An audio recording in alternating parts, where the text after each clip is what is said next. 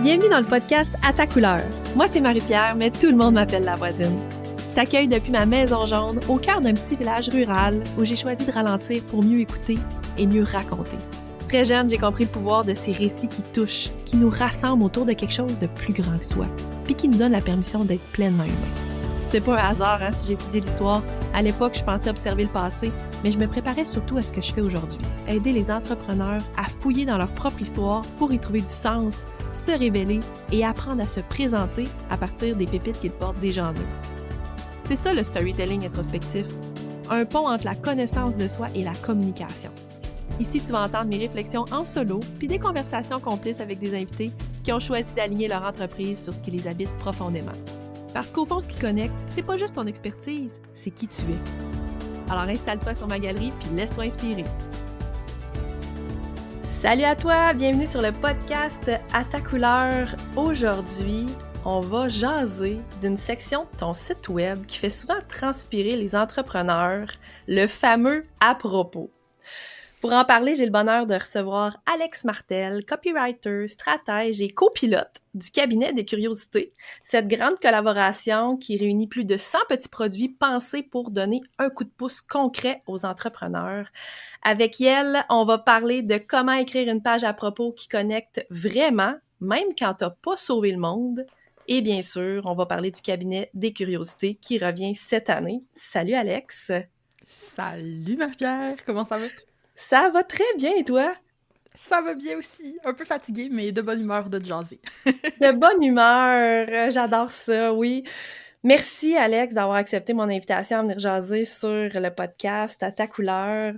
J'avais envie de t'inviter parce que je trouve que tu incarnes parfaitement l'idée qu'on n'a pas besoin d'une épopée héroïque là, pour connecter avec les gens.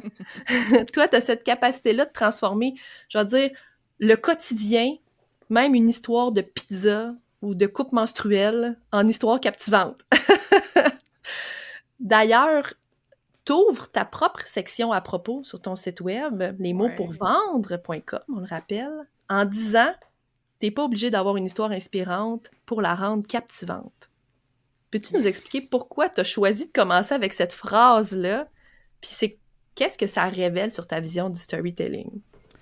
Je pense qu'il y a beaucoup de personnes qui s'empêchent de faire du storytelling parce qu'ils ont pas une espèce d'histoire rags to riches, là. Tu sais, l'espèce d'histoire classique, Rocky style, là, genre, oh mon Dieu, j'étais une pauvre personne sans moyens et complètement dépourvue, j'ai tellement affronté d'obstacles dans ma vie qui m'ont permis enfin, après maints et maints obstacles, de me retrouver où je suis aujourd'hui. Tu sais, ça met beaucoup de... Ça met un énorme fardeau, je pense, sur les épaules des gens de penser que c'est ça qui est nécessaire pour connecter avec les autres. Puis à travers mon expérience en copywriting, j'ai bien vu que, au contraire, des fois, être plus accessible puis raconter des choses auxquelles les gens peuvent plus facilement s'identifier, c'est bien plus puissant. Puis c'est ça que je voulais amener comme idée. Ouais. Est-ce que tu crois que c'est ça, la vraie force d'une page à propos? C'est-à-dire de réussir à donner envie de lire, même si notre histoire est pas, là je vais mettre entre guillemets, extraordinaire. 100%. Tu sais, la page à propos, c'est souvent utilisé pour comme mettre le CV de la personne, Ouais. genre. Puis je trouve ça assez triste parce que c'est une des pages les plus visitées sur un site web, en fait. Sur plusieurs sites web, ça va être la deuxième page la plus visitée après la page d'accueil, tu sais, au niveau des clics directs que les gens font en naviguant. Fait que c'est quand même une page importante. Puis quand t'es copywriter puis qu'il y a une page qui est visitée comme ça, ben c'est une opportunité de convertir sur quelque chose, une opportunité donc de connecter avec les gens puis de leur donner envie de découvrir quelque chose ou d'aller dans une direction précise. Je trouve qu'il y a beaucoup de pages à propos qui deviennent du je vraiment boring, là. Très, très, très ennuyant, très lourd, une espèce de succession. Tu sais, on veut pas ton CV LinkedIn sur ta page à propos. Ouais. Est-ce que... parce que, tu sais, toi, t'as choisi vraiment de révéler des facettes très, très accessibles, tu l'as dit tantôt, très personnelles aussi de toi, de façon humoristique, tes peurs, ton amour de la bouffe. On voit bien sûr une grue qui est ton symbole par excellence, que les gens reconnaissent de toi. Pourquoi parfois c'est plus payant d'utiliser ce type de contenu-là que de se la jouer professionnelle, comme tu viens de le nommer en faisant la référence avec LinkedIn, par exemple? Ben, tu sais, Qu'est-ce qu'on perçoit comme professionnel / corporatif?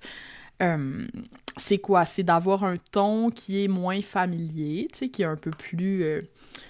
presque académique, des fois. Ça va être le vouvoiement, Et en fait, le fait d'adopter tout ça, ça va faire en sorte que tu vas perdre toute couleur. Et pour moi, et pour la plupart des bons copywriters, je te dirais, puis toi aussi, Marie-Pierre, tu sais, on sait très bien que les mots qu'on utilise, puis la personnalité que ça projette, ces mots-là qu'on utilise, ben ça fait partie de notre marque. Puis moi, ben ma marque, c'est pas une marque plate. T'sais, c'est pas une marque corporative. Donc, d'aller projeter ça à travers mes mots, ben ça me nuit plus qu'autre chose, en fait. C'est en dissonance totale avec ce que je veux projeter, puis les personnes que je veux attirer. Je pense aussi que quand on est solopreneur en particulier, la situation est encore plus importante, le choix est encore plus important parce qu'on va avoir tendance à créer notre contenu nous-mêmes. Puis si jamais on décide d'adopter une voix, justement, qui est très détachée, très corpo, on se coupe de la possibilité d'être plus authentique, spontané nous-mêmes dans nos contenus, puis ça peut venir jouer même sur l'inspiration, sur l'envie de créer. Fait qu'il y a quelque chose de très, très important pour moi dans cette idée-là que il faut se défaire de l'injonction d'écrire quelque chose qui sonne pro. Quand on sonne pas pro, on a plus de couleurs, en fait. Et ça va avoir plus de chances de résonner, d'attirer certaines personnes. Puis là, attention, là, tu sais, je veux pas dire que tout le monde est obligé de tutoyer, puis d'employer, par exemple, un ton qui est super agressif ou quoi que ce soit. Tout ça, c'est des axes, puis il y a moyen de moduler aussi son message. Je pense qu'on peut faire un vous qui est très friendly, on peut faire très amical, très sympathique, tu sais, il y a moyen de trouver notre équilibre là-dedans, mais c'est important de le trouver, tu sais, cet équilibre-là, puis qu'est-ce qu'on veut projeter, en fait, tout simplement. Tu sais, je me rappelle la première fois que je suis tombée sur ta page à propos, justement, sur ton site web, le petit sourire en coin qui m'est venu naturellement, de me dire « Ah, j'ai du plaisir », tu sais. J'ai naturellement du plaisir à le lire, c'est le fun. Parce que, ben oui, tu l'as dit, ton à-propos, dans ton cas à toi, respire l'authenticité, la désinvolture aussi, assumée. Est-ce que ça t'est venu naturellement ou t'as eu à déprogrammer ce qu'on t'avait appris sur le bon marketing ou je dirais sur la façon d'écrire justement académique là, que tu nommais tantôt? Comment ça s'est passé pour Alex Martel? OK. Ça m'est vraiment pas venu naturellement, puis les gens sont très surpris quand je dis ça, mais dans ma formation en copywriting, je partage souvent les genres de textes que j'écrivais avant de m'intéresser au copywriting. En fait, j'ai étudié en droit, hein, donc j'avais un langage très académique, puis même, je te dirais, jusqu'au cégep, je parlais avec un accent à la française. Oh, que ça me gêne de raconter ça. Mais, ah ouais, vraiment, là, j'avais une espèce de complexe d'infériorité. Je viens d'un milieu plus ouvrier, puis pour moi, ça me permettait de signaler... Je sais pas, mais je voulais avoir l'air cultivé puis intelligent, finalement. Fait que j'adoptais un niveau de langage élevé tout le temps, tout le temps. Et il y a beaucoup de gens, surtout au Lac-Saint-Jean, qui pensaient que j'avais un accent français pour cette raison-là. C'était assez ridicule. Et j'ai fait ça jusqu'à 17-18 ans. Jour où j'ai eu un cours de linguistique au cégep, où j'ai lu les livres d'Anne-Marie Baudouin-Bégin, si je me trompe pas. Donc, La langue rapaillée, entre autres, tout ça. Puis là, j'ai comme réalisé à quel point j'avais une espèce de complexe d'infériorité de mon accent québécois qui était complètement ridicule. Et là, je me suis réapproprié mon accent, mes expressions. Donc, mon processus de me réapproprier la façon de parler qui est commune dans ma famille, dans mon milieu, était déjà en cours. Par contre, à l'écrit, j'avais encore tendance à écrire de manière très académique, veux pas à cause du droit. Et je te dirais aussi... le truc que j'ai dû le plus travailler en copywriting, c'est que j'avais de la misère à être imagée puis viscérale dans les mots que j'utilisais. Je suis quelqu'un qui a un cerveau très cartésien factuel, puis des fois, j'ai tendance à juste donner les faits, puis ça venait pas chercher les gens au niveau émotionnel. Et le fait d'adopter le tu, le fait d'adopter le je, le fait d'adopter un ton plus familier, c'était quelque chose de réfléchi pour moi. Alors, ce qui est arrivé, c'est que je me suis formée au copywriting et je suis arrivée à la conclusion que c'était ce qui allait le mieux fonctionner. Donc, il a fallu que j'apprenne à le faire. Ce qui fait que je trouve ça très intéressant quand j'enseigne le copywriting à des gens, parce qu'il y a beaucoup de personnes qui pensent que pour moi, c'était inné. Mais ce l'était pas du tout. C'est de la pratique, de l'apprentissage, puis c'est un choix conscient de tutoyer dans mon brand, puis d'adopter ce ton-là, en fait.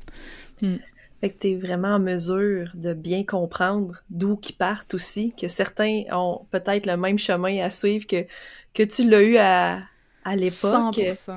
100%, puis je vois vraiment...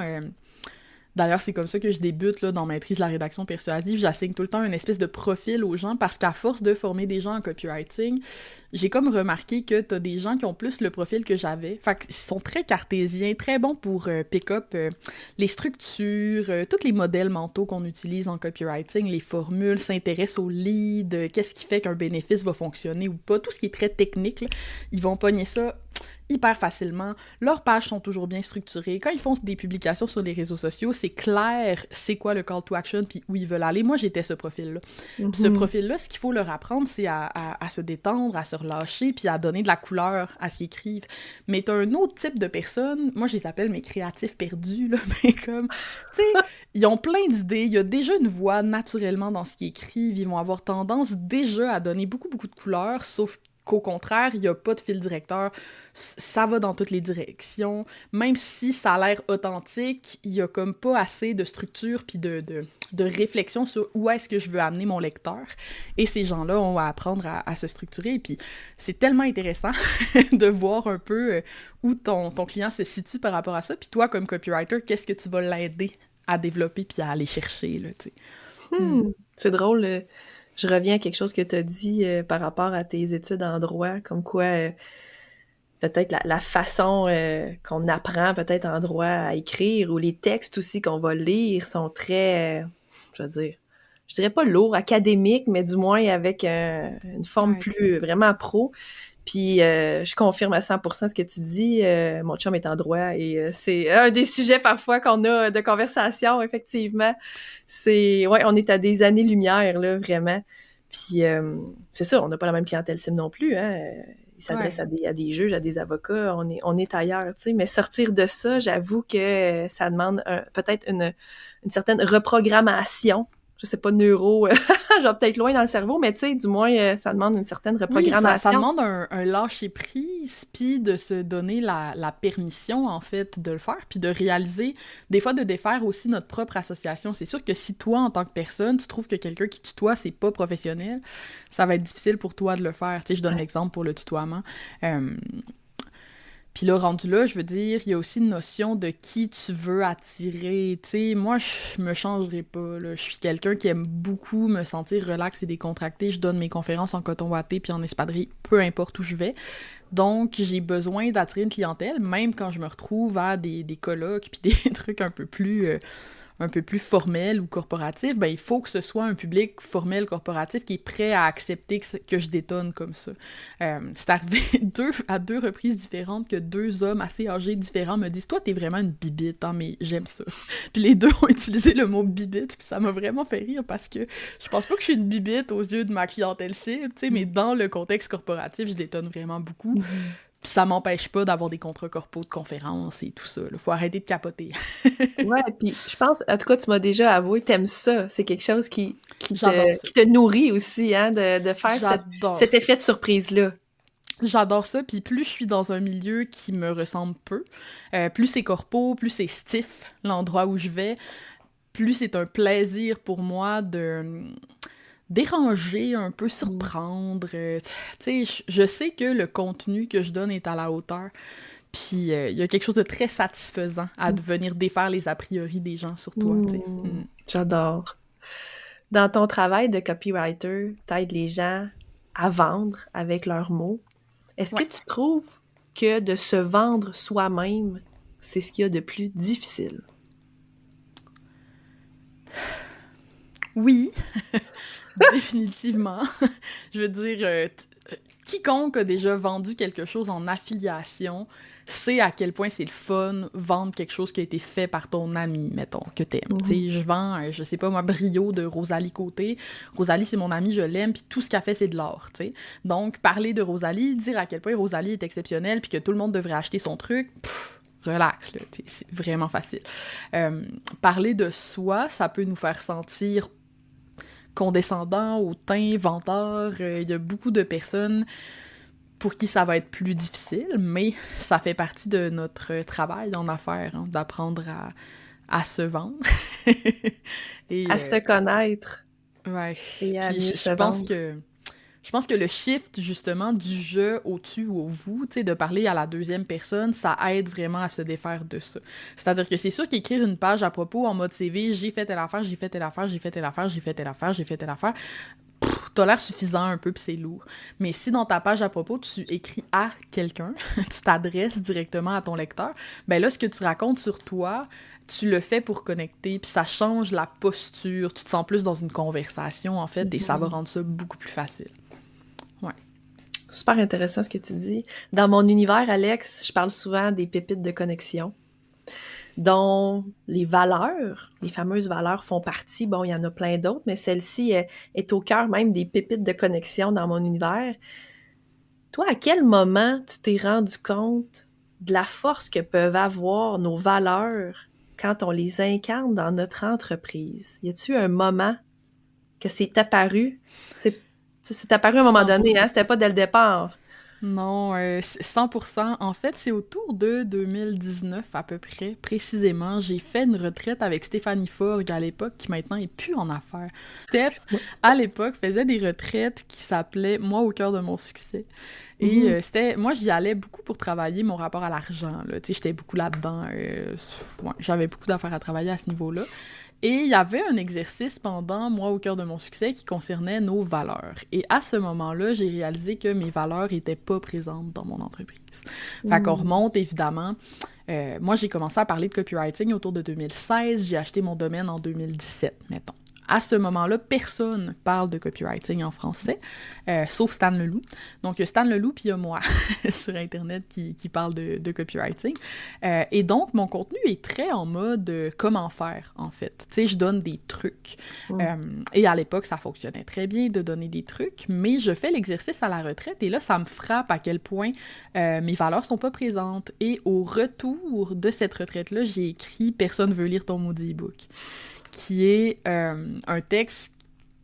Il y a des choses qui ont bien vieilli de ce texte-là, il y a des choses que j'écrirais différemment aujourd'hui, mais ce que je peux pas y enlever, c'est que c'est un texte qui m'a généré littéralement des centaines de milliers de dollars, genre 300 000 au moins, là, qui vient directement de ce texte-là. Donc, quand Quelle bougie d'allumage, quand même! Ah ouais, tu sais, est-ce que les valeurs, c'est quelque chose qui peut résonner, puis amplifier ton message, ton expertise, ce que tu as à dire 100%, là, quand ça a vraiment changé la direction de mon entreprise, ce texte-là, tu sais. Wow! Donc, tu as eu une espèce de prise de conscience assez forte à cet atelier-là. Ouais, puis en même temps, ça s'est passé au même moment que, tu sais, moi, au début, je voulais faire de l'argent, je m'en suis jamais cachée, là. Moi, je veux dire, j'habitais en colocation avec mon frère, là, quand j'ai lancé mon entreprise, puis mon but, c'était de sortir de cette situation. Genre, je vivais sur les prêts des bourses, là, tu sais, fait que mon premier but, il était financier, tu sais, je veux dire, ça me passionnait le copywriting, mais je faisais ça en mode hustle, là. Moi, j'allais faire du cash, là, avec ma nouvelle affaire, là, tu sais. Puis... à cause de ça, surtout au début, puis en me formant, tu sais, il faut se dire qu'à l'époque aussi, je me formais que auprès des copywriters américains, puis du côté américain, maintenant, il y a un peu plus mon approche à moi qui est répandue, mais à l'époque, c'était très bro, là. Puis j'acceptais un peu n'importe quoi comme client, là. Marie-Pierre, c'est assez terrible. Puis au même moment où j'ai eu la retraite, puis j'ai écrit « Personne ne veut lire ton maudit book », je sortais d'une situation avec un client français qui s'était vraiment mal passé, puis où, là, pour la première fois, mes valeurs avaient clashé avec le client assez pour que je me sente tout croche, là. Tu sais, c'est le client qui m'avait demandé d'ajouter des filles et des voitures, là, dans mes textes. Dieu, OK, j'ai l'image. Mot pour mot. Mot pour mot. Il Ah, m'a OK! dit, C'est une tu fais pas... citation! Oui, oui. Il m'a texté sur WhatsApp. On se parlait sur WhatsApp. Ça fait pas assez rêver, ça manque de filles et de voitures. Ceci n'est pas une blague. Oh Et là, mon je me suis Dieu! dit, je peux pas écrire pour cette personne-là. Qu'est-ce que je fais dans cette situation-là? Mmh. Faut que je change mon marketing pour attirer des personnes pour qui j'ai envie d'écrire, en fait. Là. Ça a été le déclic à ce moment-là. Ouais. Aïe, aïe, aïe! Wow! Ah, Ouais, ouais. puis c'est le cas de beaucoup d'entrepreneurs, malheureusement, c'est dire que au départ, tu sais, ce que tu nommes, là, moi, personnellement aussi, je l'ai déjà vécu, tu sais, c'est-à-dire tu Ouais. sais, dans mes premières années d'affaires où je me suis lancée, 2020, 2021 dans mon cas, j'avais la fâcheuse manie d'accepter pas mal tous les projets qui rentraient parce qu'à cette époque-là, j'avais peur d'en manquer. Je venais de faire le grand saut de 11 ans de travail dans le milieu municipal. On s'entend, tu sais, c'était très cadré. Ouais, c'était stable, tout ça. J'avais un fonds de pension, j'avais mes vacances, tout ça.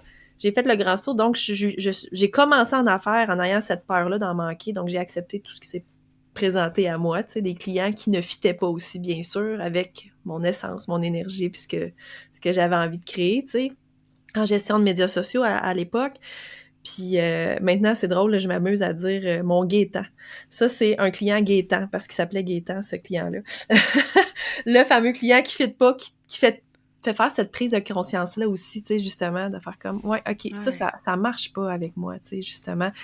Fait que c'est ça, tu sais, une page à propos aussi, quand elle nous colle à la peau, je vais dire ça comme ça a cet avantage-là de faire un tri, on va dire, une espèce de tri naturel là, qui est nécessaire, tu sais. Voilà, puis ça, il y a peut-être une notion de... Tu sais, les personnes qui veulent plaire à tout le monde, là, ça les empêche de faire du bon marketing. C'est exact. un fait, là. Je pense qu'à un moment donné, il faut... tu sais, si tout le monde t'aime, ton marketing n'est pas très fort. Puis c'est faut accepter de déplaire. Faut accepter que... Voilà. Mais oui, effectivement. Puis ça veut pas dire de faire des controverses tout le temps pour rien ou quoi que ce soit, mais accepter... Tu sais, si tu veux vraiment plaire à tout le monde, c'est vrai que tu plairas à personne. Là. Genre, tu vas être tellement consensuel dans tout ce que tu fais, puis le but du marketing, c'est de se démarquer, tu sais. Clairement. Clairement. Tu l'as dit tantôt, ton entreprise, elle existe depuis, 2016, officiellement 2017, avec l'achat de ton nom de domaine. Ouais. Comment Alex Martel se raconte différemment aujourd'hui par rapport à ses débuts en affaires? As-tu vu une évolution, j'imagine? Ben, tellement. Tellement. Ce qui a le plus changé, c'est pas tant moi que le regard que les gens ont sur moi, je te dirais. Ça a été bizarre puis drôle à vivre parce que quand j'ai débuté, j'avais une petite communauté puis j'étais très très proche de ma communauté et je documentais beaucoup tout ce qui m'arrivait, tu sais, la première fois que j'ai fait catching, les premières fois que j'ai fait un webinaire, tu sais, il y a beaucoup de gens qui m'ont suivi comme ça puis qui sont encore là d'ailleurs, qui étaient là dans toutes les premières étapes. Puis quand t'es encore dans ces premières étapes-là, t'as un avantage compétitif de persuasion que tu ne réalises pas au moment où ça t'arrive, qui est que t'es très proche de ton audience. Si tu cibles des entrepreneurs comme moi, en tout cas. Tu sais, les gens se reconnaissaient beaucoup dans ce que je faisais, où je voulais aller, puis quand je réussissais quelque chose, ben pour eux, c'était une preuve qu'ils pouvaient faire la même chose. Donc, ma manière de communiquer, c'était tout simplement d'expliquer ce qui m'arrivait. Tu sais, c'était très simple, puis les gens pouvaient connecter à ça. Ce qui arrive, c'est que quand t'atteins une certaine forme de succès, puis je mets ça entre guillemets parce que le succès, c'est propre à chacun, mais quand les gens ont la perspective que t'es big, là, oh mon Dieu, Alex, il y a là une giga infolettre, 20 000 abonnés sur LinkedIn, tu sais, ben là, au lieu de donner des permissions aux gens quand tu parles de ce que tu fais, puis au lieu de leur faire dire dans leur tête « Hey, moi aussi, je pourrais le faire », ils disent « Oui, mais tu sais, Alex, grosse communauté. Oui, mais tu sais, Alex, tu sais, tu deviens une excuse, en fait, pour ne pas passer à l'action. » Au lieu d'être une inspiration. Puis ça nécessite plus de job de persuasion. Parce que quand tu veux convaincre les gens d'essayer quelque chose, ben tu dois leur faire croire qu'eux aussi sont capables, puis que non, le fait que toi, tu sois dans X situation, puis pas eux, tu sais, il faut que tu parles plus des succès de tes clients, il faut que tu parles plus des succès de... Tu sais, c'est pour ça que j'ai beaucoup parlé de Rosalie, justement, que j'ai mentorée pendant un bout à travers toutes ces étapes, parce que c'était le fun pour moi de pouvoir parler de quelqu'un à qui les gens peuvent encore s'identifier sans se donner des excuses. Fait qu'il y a ça qui a beaucoup changé dans ma manière d'aborder ce que je raconte et tout. Maintenant, je réalise à quel point ça... J'essaie d'anticiper les objections et les excuses que les gens vont se mettre dans leur tête quand je raconte des choses. Fait que ça. Je te dirais aussi, je fais plus attention à ce que je dis. Au début, j'ai pas pris conscience assez vite de l'impact que ça peut avoir, même d'avoir une plateforme. Tu sais, je suis pas une plateforme gigantesque, là, je suis pas Taylor Swift, là.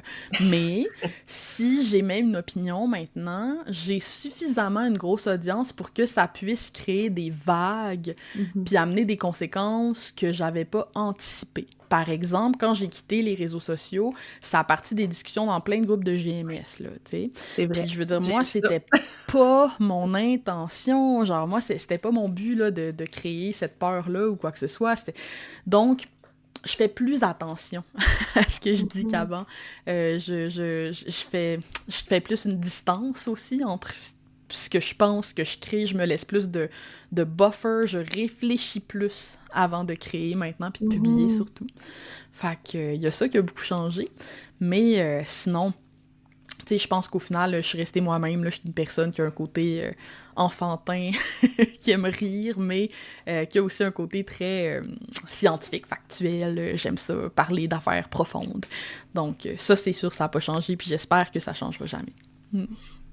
J'adore ça que tu parles. Je reviens sur quelque chose dont tu as nommé, de passer du fameux « moi aussi ». Cette identification-là qu'on peut avoir envers des créateurs, des personnes qu'on suit, sentir qu'on est, je veux dire, à la même place, ou en tout cas du moins qu'on pourrait y accéder, qu'on est proche, qu'on pourrait y accéder nous aussi, là, tu sais, comme du bout des doigts, là, qui en manque pas gros, puis que à l'excuse. Ah, puis quand tu l'as nommé, t'as levé les yeux au ciel, tu sais, quand on leur dit « Ah, tu sais, on sait bien, tu sais, moi, je pourrais jamais accéder à ça, tu sais. Toi, t'es Alex Martel. » Tu sais, cette fameuse prise de conscience-là, hey, c'est tout un déplacement, un changement dans la façon de communiquer ensuite. Puis, ouais, j'imagine que ça a pris un certain temps avant de prendre conscience de ça, puis de voir ça, tu sais, à quel moment, tu sais, pouf, ça a passé de un à l'autre. Puis, ça m'amène une question. Dirais-tu que que t'es un créateur de tendance ou de... Parce que ce que tu nommais, là, la référence que tu disais, les GMS partout se demandaient, mon Dieu, ça s'est mis à jaser. Puis moi, je me rappelle, pour avoir vu ça passer, que ce qui jasait aussi, c'était « Doit-on quitter les médias sociaux? » Ben oui. Doit-on faire comme Alex Martel? Hein? Ouais, ça n'a pas de bon sens. Ça me fait capoter de penser à ça. Mais je te rappelle ça. C'est sûr que oui, dans un sens, tu sais, puis j'ai bâti ma business en ce sens-là. Tu sais, moi, c'est ce que j'aime, puis j'en parle souvent. Il y a beaucoup de personnes qui pensent que d'avoir une business comme la mienne, d'infoproduits, c'est genre super payant puis quoi que ce soit, mais moi, je pense que tu peux faire plus d'argent plus vite en restant en service, genre, honnêtement. Puis je pense que si j'étais restée copywriter, au point où j'en étais, j'avais une grosse liste d'attente. Je faisais des mandats à genre 15-20 000 $ l'achat, tu sais, ma vie irait bien. C'est juste que j'étais misérable dans une business de service parce que moi, ce que j'aime, c'est jaser, puis c'est surtout propager mes idées. Tu sais, j'aime ça quand les gens... Je suis pas quelqu'un qui va dire « Oh mon Dieu, telle personne a repris mon concept, c'est bien terrible. » Tu sais, j'aime ça, voir mes idées puis mes prises de position se répandre. C'est comme une forme de paye pour moi, ça aussi. Genre, j'aime beaucoup, beaucoup ça. Donc, oui, je pense qu'à cette heure, j'ai une certaine influence dans mon petit milieu niché du marketing au Québec. Et j'aime ça. Et j'aimerais que ce soit encore plus. Je vais y aller comme ça. Mais j'ai pas non plus la prétention de penser que tout le monde me connaît, puis que, tu sais... C'est juste, oui, définitivement. Puis, tu sais, je travaille pour ça, puis j'ai le modèle d'affaires pour ça, puis tout mon contenu, puis tout ce que je fais va dans ce sens-là, finalement. Tu sais, moi, je fais ce que je fais parce que j'aime ça, répandre mes perspectives, puis mes idées, puis mes concepts. J'adore. Alex, on a beaucoup parlé de ta façon d'aborder, bon, on va dire la section à propos, comment se présenter, comment ça s'est passé pour toi, l'évolution aussi à travers les années. Mais j'aimerais aussi qu'on prenne un moment pour parler d'un autre projet qui te tient à cœur, puis qui rassemble des centaines d'entrepreneurs, 124, pour être plus précis, cette année. C'est ça, hein? Oui, à moins que ça ait bougé depuis, peut-être on va être à 123, 125, mais... Bon, plus ou moins un, deux, on peut se dire ça. Plus ou moins un ou deux. Le cabinet des curiosités qui se déroule en ce moment même, là, à l'heure où l'épisode sort, jusqu'au 2 octobre prochain. C'est un projet collectif dans lequel j'ai d'ailleurs glissé mon propre petit produit, la fonderie, qui est un outil d'introspection guidée qui aide les entrepreneurs à identifier ce qui les rend uniques, puis à le couler dans un texte à propos mémorable. J'aimerais t'entendre sur cette deuxième édition-là du cabinet des curiosités. Qu'est-ce que toi, personnellement, tu trouves le plus satisfaisant à voir émerger cette année? Oh, mon doux, le cabinet, c'est tellement un gros projet, puis on met énormément d'énergie là-dessus, hein. Mais je pense que cette année, ce qui m'a le plus plu, c'est de voir les anciens de l'année dernière qui reviennent, puis qui ont décidé, sans même qu'on leur demande de s'impliquer pour les autres. Je pense entre autres à Julia de J&J, Rosalie puis Valentin, qui ont fait tout un programme d'accompagnement parrain-marraine du cabinet pour aider les personnes qui ont des plus petites communautés, tu sais, à profiter de leur lancement, puis à se fixer des objectifs qui ont de l'allure, puis à performer en fonction de eux ce qu'ils souhaitent dans ce lancement-là. Moi, l'entraide qui se crée dans ce projet-là, les collaborations... C'est vraiment quelque chose qui vient me chercher, puis c'est probablement, moi, la chose qui a le plus fait croître mon entreprise, les collabs, là, tu sais. Je serais pas où je suis en ce moment sans Catching, puis sans Charles, puis sans toutes les personnes que la vie a mis sur mon chemin. Fait que de me dire qu'il y a peut-être des entrepreneurs qui vont rencontrer un partenaire de projet ou un collègue, tu sais, avec qui ils vont rester en contact peut-être pendant des mois ou des années après le cabinet, c'est extrêmement satisfaisant pour moi, ouais. Le pouvoir des relations interpersonnelles, je ne peux que rebondir là-dessus parce que j'y crois profondément. C'est d'ailleurs, disons, un des appels que moi, personnellement, j'ai eu par rapport au cabinet des curiosités. Cette espèce d'énergie-là, on va dire, perçue, parce que, bon, moi, j'ai pas fait la première édition, donc cette énergie-là perçue, hein, du behind the scenes, puis comment ça se passait entre les bonnes des listes, wow, moi, ça m'a beaucoup tiré cette énergie-là. C'est un objectif comme prioritaire pour moi à travers le cabinet, là, justement. Ah, j'adore. Non, mais c'est vraiment ça. C'est une occasion de rencontrer plein d'experts, expertes dans toutes sortes de domaines, puis des fois de côtoyer aussi des gens qui ont peut-être une beaucoup plus grosse communauté que la tienne, de leur montrer de quel bois tu te chauffes un peu à travers le lancement et tout, tu sais. Moi, j'adore ça. J'adore ça, puis on est tellement plus grand en groupe comme ça, on est tellement capable de faire des choses qu'on n'arriverait pas à faire par nous-mêmes, tu sais, c'est assez savoureux. C'est assez savoureux. T'as nommé tantôt l'entraide, quelque chose qui te parle énormément, puis qui t'attire, puis j'oserais même dire, peut-être un mot un peu plus fort, mais cette solidarité-là qui se crée. Ce que je trouve, moi, génial aussi du cabinet, c'est la diversité, les approches. Il y a des outils stratégiques, il y en a d'autres outils qui sont plus introspectifs, hein, qui apprennent d'ailleurs à mieux se connaître en tant qu'entrepreneur, ce qui est un avantage très intéressant, comme mon petit produit La Fonderie. Est-ce que tu crois que c'est justement ça qui rend le bundle si pertinent, la possibilité de créer son propre parcours d'évolution? C'est sûr que moi, c'est ça que je voulais reproduire. Tu sais, je l'ai mentionné souvent, les gros bundles comme ça, il y a peut-être 1 an ou 2, même aux États-Unis, c'était extrêmement populaire. Là, il y en avait plein. Puis c'est le produit que j'achetais le plus. Parce que moi, j'ai un esprit curieux, tu sais, puis... Comment je dirais ça? Tu sais, on entend souvent « Ah, il n'y a pas de recette toute faite, blablabla. » Moi, j'adore les recettes toutes faites, OK? Puis ce que j'aime des recettes, c'est pas recopier la recette, c'est voir « OK, c'est quoi la recette de cette personne-là? » Puis qu'est-ce que je vais adapter de cette recette-là à mon moi-même? Puis je pense que le meilleur moyen de trouver sa recette, ben, c'est d'explorer plein de recettes, finalement. Puis pour être quelqu'un qui fait beaucoup de pâtisserie, je vous confirme que, tu sais, c'est comme ça qu'on devient créatif, je veux dire...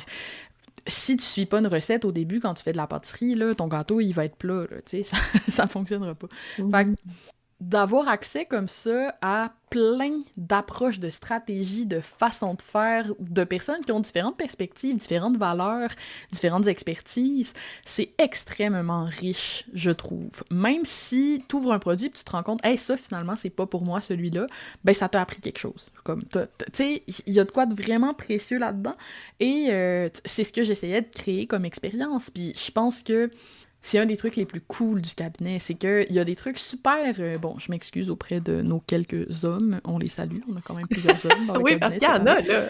Ils sont peu nombreux, mais ils existent. Ah ouais, ben là, puis cette année, on en a plus, là. Ouais. on a quand même des dudes, là, on a des gars. Puis on a des gars, des fois, qui ont des approches plus... hustle, masculine, il y en a d'autres que non, tu sais, mais on en a une couple, là, que... Puis, c'est pas nécessairement le genre d'approche qu'on voit beaucoup dans les cercles plus féminins, où c'est genre, slowpreneuriat, puis tout ça. Puis moi, de penser que l'audience de cet homme-là va être exposée à Laure Dodier, mettons, qui est ma slow boîte, va être exposée à des gens qui ont des approches complètement différentes, et vice-versa. Je trouve ça riche et délicieux. Genre, en faisant des collaborations larges comme ça, on sort les gens de leur chambre d'écho, puis on leur donne des nouvelles perspectives, puis moi, c'est quelque chose qui me tient beaucoup à cœur. Puis je pense que ça se voit dans mon entourage entrepreneurial à moi aussi, tu sais, je côtoie et je fréquente des entrepreneurs très différents les uns des autres, qui n'ont pas nécessairement la même vibe, les mêmes valeurs, la même façon de parler, de s'exprimer, les mêmes buts, les mêmes objectifs. Puis je trouve ça riche, puis c'est ça qui me permet de confronter mes propres perspectives, puis d'enrichir mes propres perspectives. Fait que je voulais créer ça aussi avec le cabinet, un contexte comme ça où on peut faire collaborer des personnes qui collaboreraient peut-être pas ensemble aux premiers abords. J'adore, j'approuve ce que tu dis, puis pour avoir acheté le cabinet l'an dernier, j'ai beaucoup aimé justement la diversité des approches, mais aussi le fait que il peut y avoir 1, 2, 3, 4 entrepreneurs qui ont une expertise dans le même domaine, qui ont des petits produits similaires des fois, mais que quand on rentre dedans puis qu'on comprend l'approche, je vais comme aïe aïe, ok, c'est très complémentaire. On est parfois à des années-lumière. Si je pense entre autres au storytelling, par exemple, moi, j'ai vraiment une approche très introspective où on va plus en profondeur avec un univers qui m'est propre, avec mes pépites, ma mine d'or, la fonderie, on est là-dedans, tu sais. Alors que si on va vers un autre, ça va être complètement autre chose. Ouais. On parle pourtant de storytelling, tu sais. Mais c'est intéressant parce que ma vibe, comme tu dis, peut fitter mieux aussi avec un type de personnalité qu'un autre. Puis au final, ben, on veut tous, si on veut accompagner à être meilleur en storytelling, là, tu sais.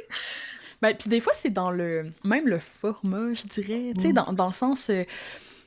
peut-être que l'approche pédagogique d'une personne est juste plus compatible avec toi. Tu sais, moi, mettons, j'aime pas tant les vidéos. Fait que, tu sais, dans le cabinet, là, il y a plein de petits produits que c'est plus des gabarits ou des outils, ou des fois, on a même des trucs audio, ou tu sais, des formats un peu écrits, ou qui font changement un peu des vidéos.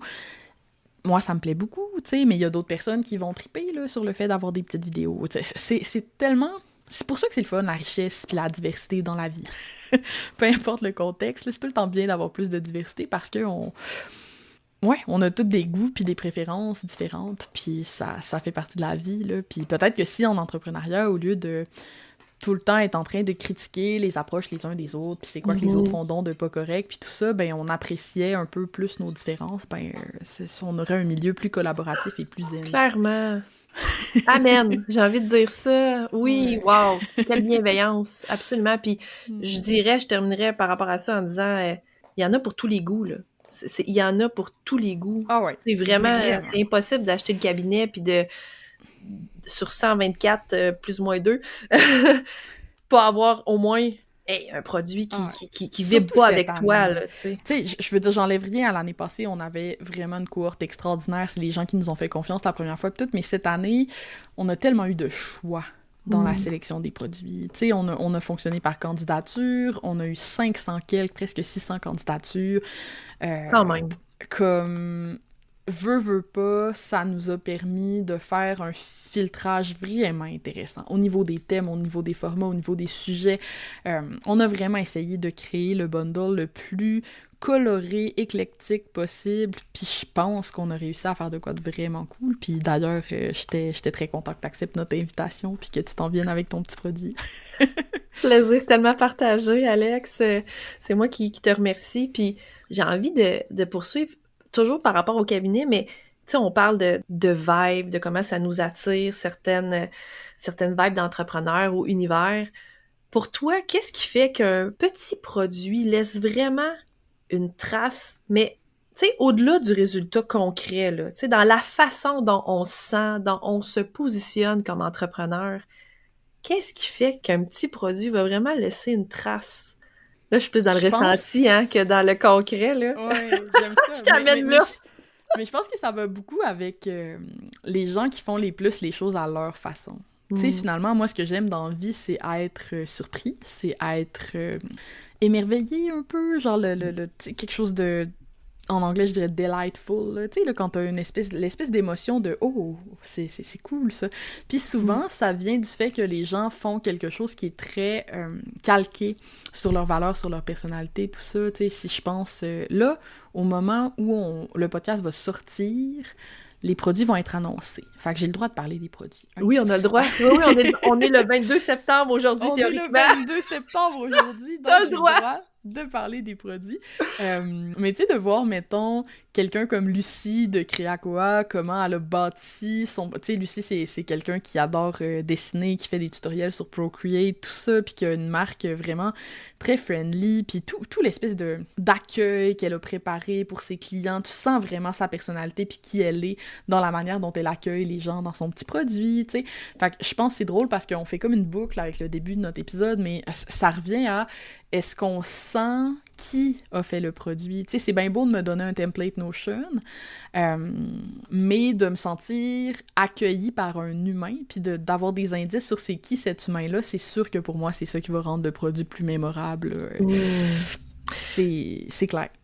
Je suis allée zioter plusieurs petits produits quand même, là, à l'heure où on se parle, puis j'ai tellement aimé voir certains produits, justement, où cet accueil-là était rempli d'histoire, d'ailleurs, de storytelling pour certains. J'ai trouvé ça magnifique, j'ai trouvé ça le fun. J'étais allée voir ça, puis je me disais « Ah, wow! » Je trouvais ça très inspirant. Il y en a qui ont usé vraiment, là, c'est ça, qui ont mis de leur personnalité, qui ont mis de leur couleur. Bon, pour pas faire de jeu de mots avec le podcast à ta couleur, mais vraiment, on le sent. Je pense notamment aussi à Rosalie. Rosalie avec son petit produit Carambole, qui est tellement la vibe à Rosalie. Je trouvais ça le fun de pouvoir connaître, parce que Rosalie, c'est aussi une de mes amies, de pouvoir la connaître plus personnellement, puis de voir à quel point, ouais, j'approuve que c'est vraiment elle, la façon dont c'est présenté, tu sais, j'ai comme eu cette confirmation-là, parce que je peux pas l'avoir avec tous les entrepreneurs quand même, je les connais pas tous personnellement, mais j'ai trouvé ça beau, j'ai trouvé ça authentique, j'ai trouvé ça accueillant. Ouais, pis c'est drôle parce que Rosalie, tu sais, sûrement que t'en as déjà parlé avec elle, mais c'est quelqu'un qui a tellement, à un moment donné, elle cherchait c'était quoi son archétype de marque, tu sais, pis on lui a dit que c'était comme l'archétype de la girl next door, tu sais, de la personne ordinaire, genre,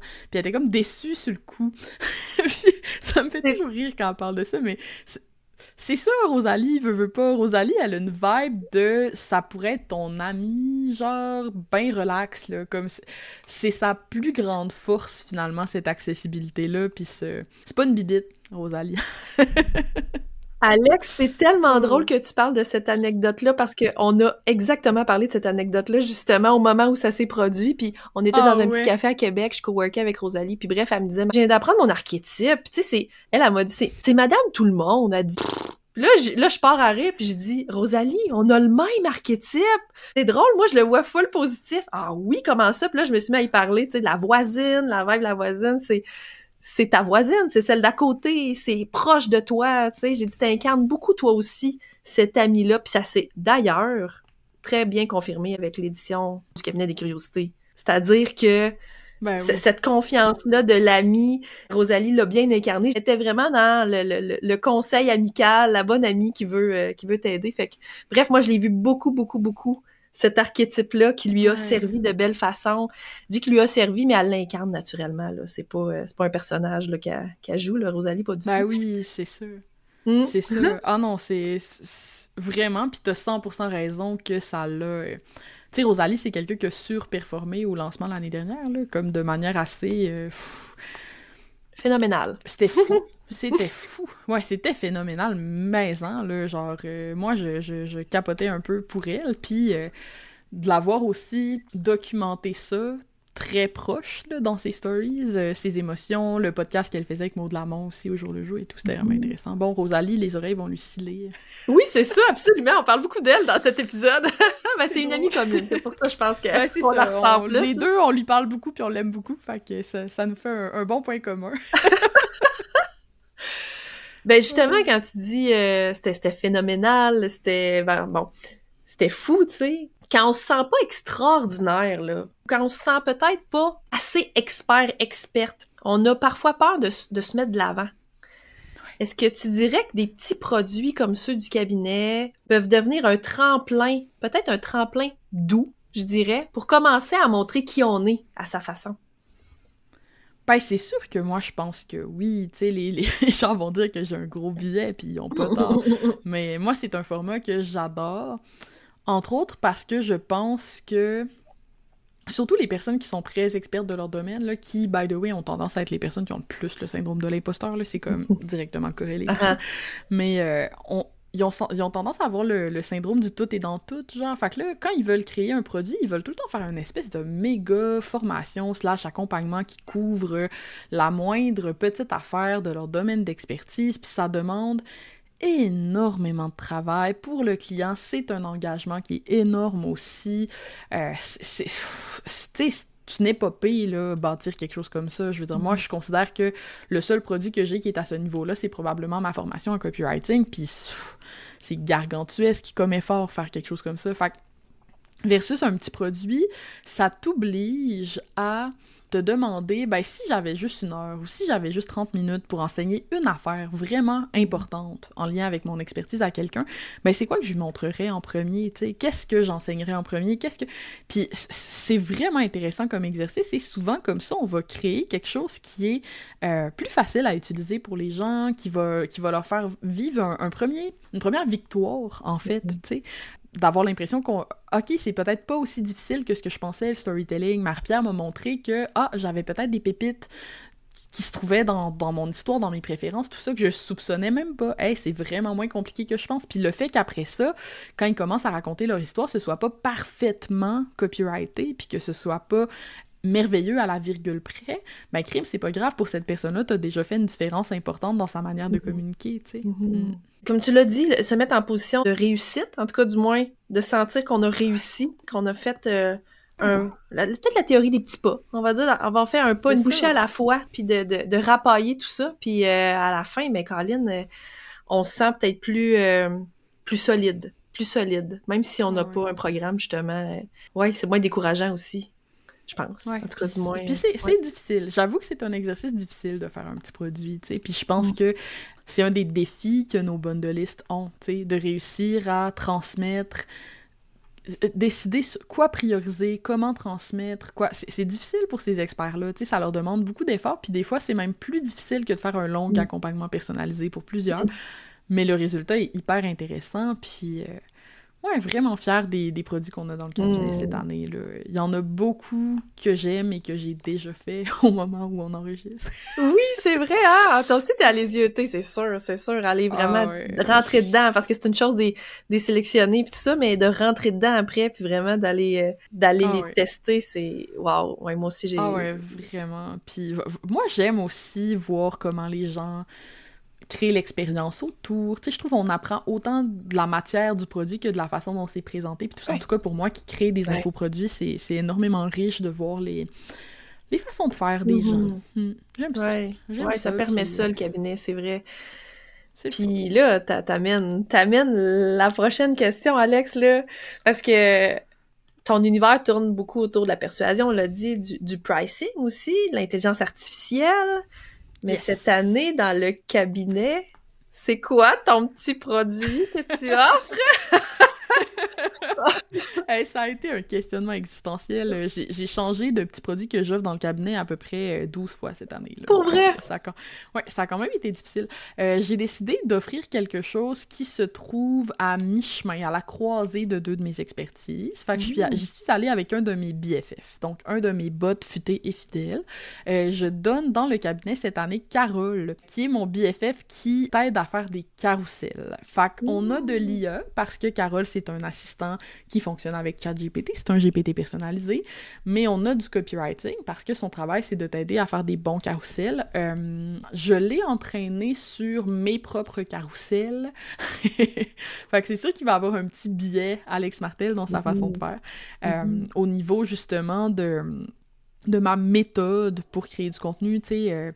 Moi, j'aime les contenus qui ont un angle hyper spécifique, genre.